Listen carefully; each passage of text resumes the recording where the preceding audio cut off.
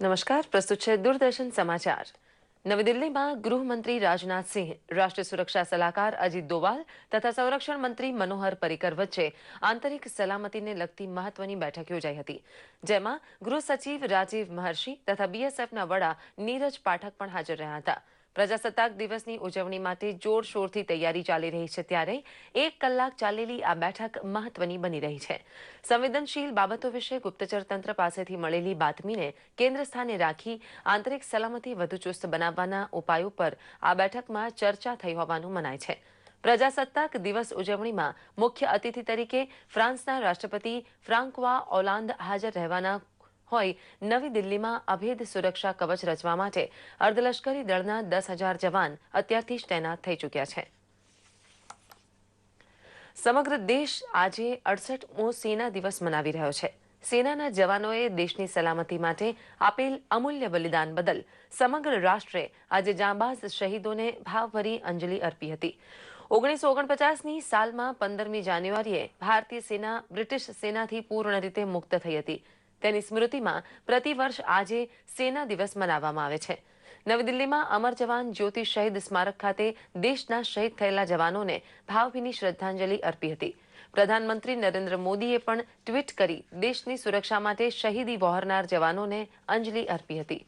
સેના દિવસ નિમિત્તે જવાનોએ બાઇક પર હેરતભર્યા પ્રયોગો કરી સૌને દંગ કર્યા હતા. ત્યારબાદ ટેન્કર, હેલિકોપ્ટર તથા અન્ય શસ્ત્ર સાધનો દ્વારા જવાનોએ વીરતા તથા કૌશલ્ય દર્શાવતા પ્રયોગો યોજ્યા હતા. આ પ્રસંગે સેનાધ્યક્ષ જનરલ દલબીર સિંહે જવાનોની ફરજનિષ્ઠા તથા વીરતાને બિરદાવતા જણાવ્યું હતું કે કોઈપણ પડકારોને પહોંચી વળવા ભારતીય સેના સમર્થ છે. ગુજરાત ભાજપમાં આજે જિલ્લા પ્રમુખની વરણી કરવાની કામગીરી ચાલી રહી છે. બપોર સુધીમાં બહાર પડેલી વિગત પ્રમાણે ભરૂચ જિલ્લામાં પ્રમુખ તરીકે યોગેશભાઈ પટેલ, છોટાઉદેપુરમાં જશુભાઈ રાઠવા, નર્મદા જિલ્લામાં ઘનશ્યામભાઈ દેસાઈ, અરવલ્લીમાં રણવીરસિંહ ડાભીની નિમણૂક થઈ ચૂકી છે. જ્યારે સુરેન્દ્રનગર જિલ્લા પ્રમુખ તરીકે દિલીપભાઈ પટેલને રિપીટ કરવામાં આવ્યા છે. સૌરાષ્ટ્રના જિલ્લાની વાત કરીએ તો દેવભૂમિ દ્વારિકામાં જિલ્લા પ્રમુખ તરીકે કાળુભાઈ ચાવડા, જ્યારે બોટાદમાં સુરેશભાઈ ગઢવી વરણી પામ્યા છે.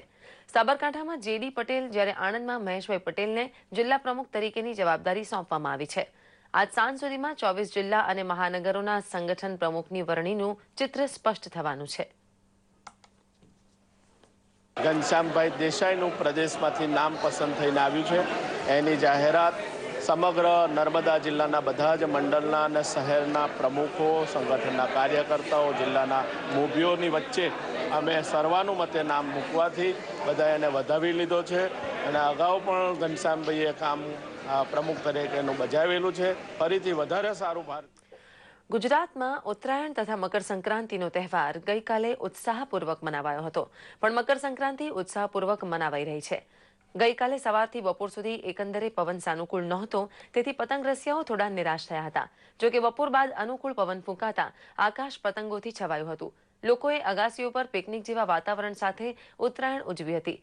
રાત્રે તુક્કલ તથા પ્રતિબંધિત ચાઇનીઝ તુક્કલો આકાશમાં છવાઈ ગઈ હતી. જોકે અગાસી કે છાપરા પરથી પડી જવાના ઘણા બનાવો બન્યા હતા.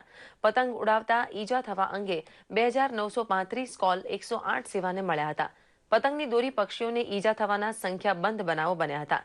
બીજા દિવસે વાસી ઉત્તરાયણ પણ ભારે ઉત્સાહપૂર્વક મનાવાય છે. પતંગ રસિયા લોકોએ આજે નોકરી ધંધામાં રજા રાખી પતંગબાજીનો લાહવો લીધો છે. મકર સંક્રાંતિ બાદ સૂર્ય ઉત્તર તરફ ગતિ કરે છે. ઉત્તર ભારતમાં આજના દિવસે ગંગા સ્નાનનો ભારે મહિમા હોવાથી લોકોએ મોટા પ્રમાણમાં હરિદ્વાર અને અલ્હાબાદમાં ગંગા સ્નાનનો લાહવો લીધો હતો. આજે તલ, ગોળ અને શેરડીના દાનનો મહિમા છે.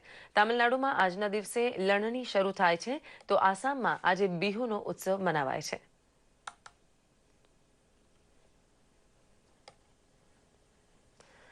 જૂનાગઢના વરિષ્ઠ નાગરિકોએ રસ્સા ખેંચ અને મમરાના લાડુ ખાવાની સ્પર્ધા વચ્ચે પતંગોત્સવ ઉજવ્યો હતો.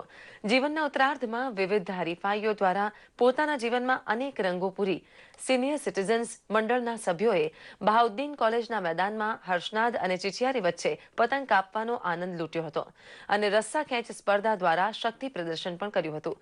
સતત ત્રીજે વર્ષે 14 મમરાના લાડુ ખાઈ પ્રથમ વિજેતા બનનાર રમાબેન જોશીએ આ ઉર્જાને યોગ અને પ્રાણાયામને આભારી બતાવી આયોજન બદલ ખુશી વ્યક્ત કરી હતી. વરિષ્ઠ સ્પર્ધક જીવરાજભાઈએ શૈશવ ફરી જીવંત થયું હોવાની લાગણી રજૂ કરી પાનખરમાં વસંત આવ્યાની ખુશી વ્યક્ત કરી હતી. મેયર જીતુ હિરપરા, મંડળના પ્રમુખ જેબી માંકડે સ્પર્ધકોને પ્રોત્સાહિત કર્યા હતા.